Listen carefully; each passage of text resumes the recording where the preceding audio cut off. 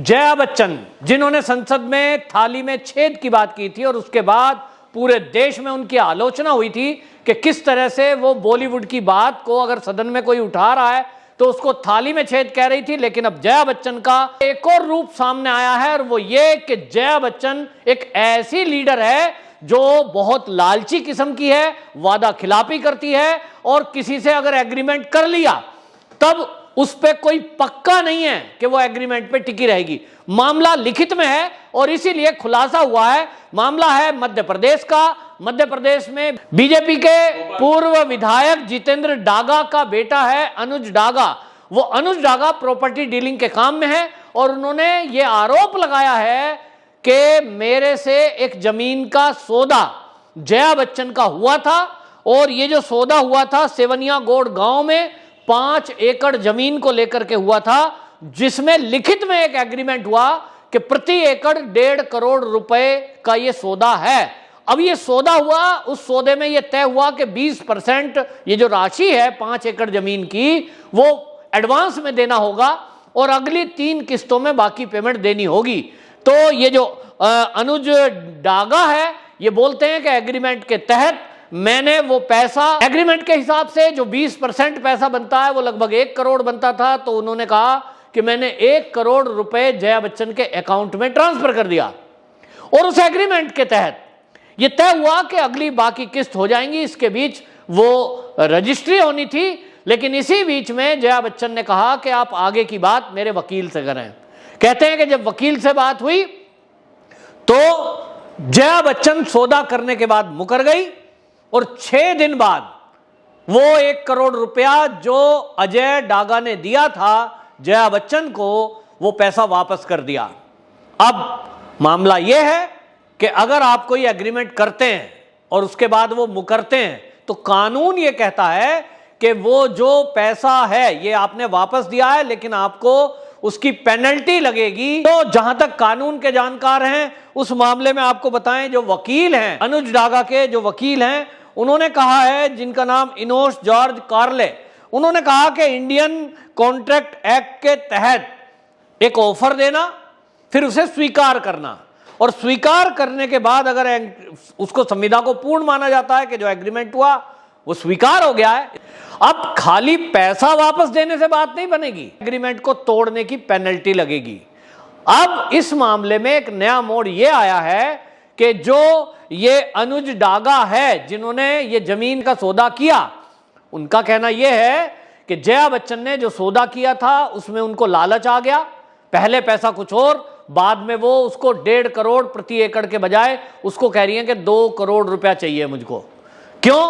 क्योंकि उनको लग रहा है कि उन्होंने वो जो जमीन का सौदा है वो कर लिया है, इनको शायद जमीन की जरूरत है और पैसे बढ़ा दो।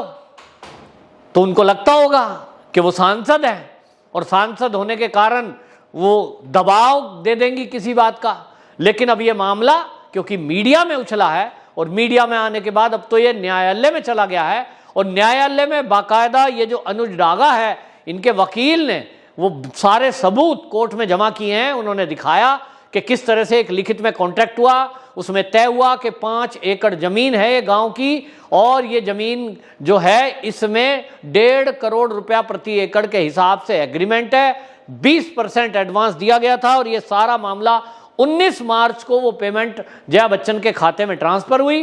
हालांकि 6 दिन बाद जया बच्चन ने अपने वादे से मुकरते हुए 25 मार्च को ये पैसे ट्रांसफर कर दिए। लेकिन जो कानून है और जो ये जमीनी मामलों के वकील हैं इनका कहना यह है कि पैसा देना वापस ये कहीं ना कहीं लालच दिखा रहा है। इस तरह तो कोई भी अगर एग्रीमेंट होने के बाद और पेमेंट होने के बाद कल को कई बार तो ऐसा होता है कि 1-1 साल तक का एग्रीमेंट होता है, कई बार 6 महीने बाद 1 साल बाद है और किसी योजना के कारण अगर जमीन के रेट बढ़ गए तो एग्रीमेंट ये कहता है कि आज के रेट से ही पैसे मिलेंगे। अब आपको बताएं कई सारी तो ऐसी वस्तुएं हैं कि आज आप देखिए सोने का भाव कुछ है और आज अगर आप सौदा करते हैं किसी दुकान पर जाते हैं ज्वेलरी शॉप पे और उससे आज की डेट में कोई एग्रीमेंट करते हैं कि मुझे 5 तोले का 10 तोले का एक फला फला हार चाहिए, आज की डेट क्या है उसके हिसाब से तय हो जाता है। तो कल को रेट बढ़ गए तो सुनार कहेगा साहब मुझे तो बढ़े हुए पैसे चाहिए, कोई नहीं देता क्योंकि रूल एग्रीमेंट का है। और इसी तरह आप देखेंगे बहुत सारे ऐसे उद्योग हैं जिसमें रेट आए दिन बढ़ते रहते हैं या घटते भी रहते हैं। इसी तरह जमीनों का मामला है, प्लॉट का मामला है। आज गांव की जमीन खेती की है, कल को वहां कोई योजना ऐसी आ गई जिसमें फ्लैट बन गए, कोई सरकारी योजना आ गई, तो उसके बाद रेट कई गुना बढ़ जाते हैं। ऐसा हमने देखा कि उत्तर प्रदेश में हमारे गांव के पास अब योजना आई, सरकार की सड़क निकली तो उसके कारण से रेट बढ़े जमीनों के। अब मान लिया किसी से एग्रीमेंट हुआ है खेत का और वो कहे साहब अब तो मुझे डबल पैसे चाहिए, तो ऐसा नहीं होता है। ये सब कहते हुए ये आरोप लगे हैं जया बच्चन पर, और जया बच्चन को लोग कह रहे हैं कि ये वादा खिलाफी नहीं, ये लालच है कि जब जो एग्रीमेंट किया है उसको क्यों नहीं मानती है। लेकिन हमने देखा है कि जया बच्चन विवाद में रहना उनकी शायद आदत में आ गया है। लगता है कि जया बच्चन कहीं ना कहीं भारतीय जनता पार्टी से वो एक विपक्ष वाली बात नहीं है, उनके दिमाग में कुछ भयंकर नफरत है, जिसके कारण आप इस देश के केवल योगी जी जो एक सीएम है उनको गाली नहीं दे रही थी, वो पूरे संत समाज को अपमानित करने का काम कर रहे थे। तो आप इस तरह की बयानबाजी करेंगे और फिर आपको पता लगा होगा कि ये जो सौदा हुआ है, जो सूत्र कह रहे हैं वो यही कह रहे हैं कि जया बच्चन को जब तक ये सौदा हुआ तब तक पता नहीं था कि ये जो सौदा हो रहा है, जो जमीन खरीद रही है, वो भारतीय जनता पार्टी का पूर्व विधायक का बेटा है जिससे उन्होंने सौदा किया है। अब ये अनुज डागा कौन है ये पहले नहीं पता था, और जैसे ही इनको पता लगा कि अनुज डागा बीजेपी के पूर्व एमएलए ये जितेंद्र डागा का बेटा है, उसके बाद उनके दिमाग में आया कि सौदा तो कैंसिल। अब क्यों भाई, आप किसी व्यापारी किसी दुकान पर जाती हैं, आपके घर में बहुत सारे सामान आता है तो आप ये देख के देती हैं वहां महाराष्ट्र में कौन है, समाजवादी पार्टी की दुकान है क्या? कोई भी किसी से सौदा करता है, बिजनेस करता है, तो ये कहीं ना कहीं दिखा रहा है उनकी मानसिकता को। और अब ये जो सौदा है ये कोर्ट में गया है और अब जया बच्चन को ये भारी पड़ने वाला है, क्योंकि इस मामले में, हालांकि मामला जमीन से आर्थिक रूप से जुड़ा हुआ है, कोई आपराधिक कानून ऐसा नहीं है, लेकिन उनको पेनल्टी पड़ेगी। ये मामला अब इसलिए तूल पकड़ रहा है कि अब इन्होंने इसको भाजपा वर्सेस सपा बना दिया है। ये सपा की अगर नेता हैं तो भाजपा वालों से क्या इस तरह का ये एक तरह से कोई भी धोखाधड़ी है कि आप कोई एग्रीमेंट करके तोड़ दो और ये सोचो पैसे वापस दे दो तो भाई मामला शांत हो गया, इतना भर नहीं है।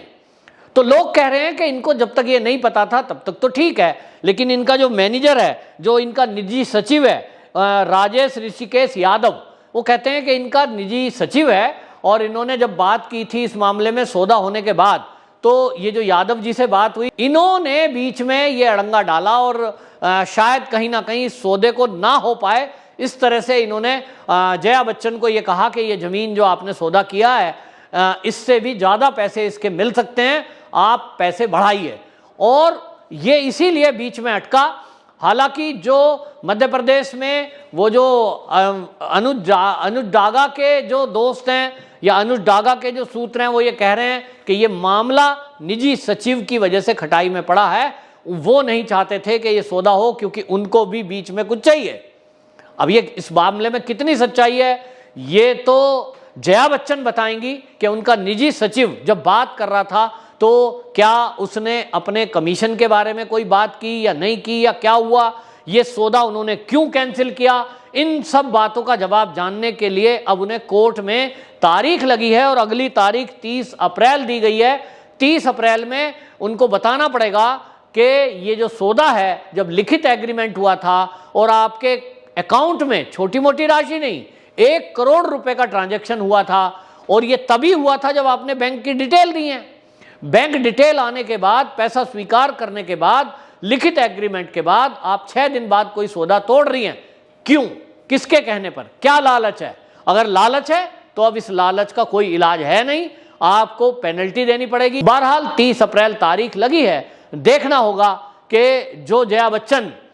अब हमेशा विवादों में रही है और इनका सबसे ज्यादा बयान वो वाला वायरल हुआ था, बयान विवाद में आया था जब इन्होंने सदन के अंदर थाली में छेद की बात कही थी। हालांकि उसके बाद इनकी पारिवारिक फोटोएं बहुत सारी वायरल हुई थी और ये लोग कह रहे थे कि बॉलीवुड को लेकर जिस तरह से जया बच्चन नशा करने वाले लोगों के पक्ष में खड़ी हुई थी और बॉलीवुड को पाक साफ बता रही थी, वो अपने आप में एक विवाद था। जबकि सारी दुनिया जानती है कि जो ड्रग के केस हैं, वो जो पकड़े गए, जो केस हुए थे, आर्यन खान ड्रग मामला था, उसमें न्यायपालिका बीच में है। अगर कोई सबूत एनसीबी पेश नहीं कर पाती और एनसीबी के पास कोई सबूत नहीं थे, तो एनसीबी के कहने से न्यायपालिका किसी को जेल में डालने वाली नहीं है,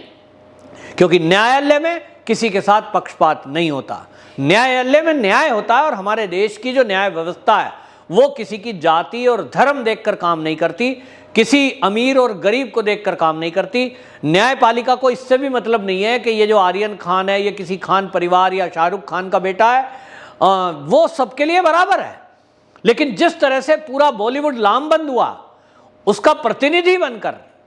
और बॉलीवुड की एक तरह से वकील बनकर ये जया बच्चन उस समय संसद में उतरी थी, और भारतीय जनता पार्टी के जो रवि किशन हैं सांसद, उन्हीं पर सवाल उठा रही थी, जबकि उनकी मंशा केवल इतनी थी कि यदि कहीं कोई गलती है, कोई कमी है, किसी क्षेत्र में यदि कोई अपराध है, नशाखोरी हो रही है, तो उसको दूर करने के उपाय हमको सोचने चाहिए। बस इतनी सी बात थी।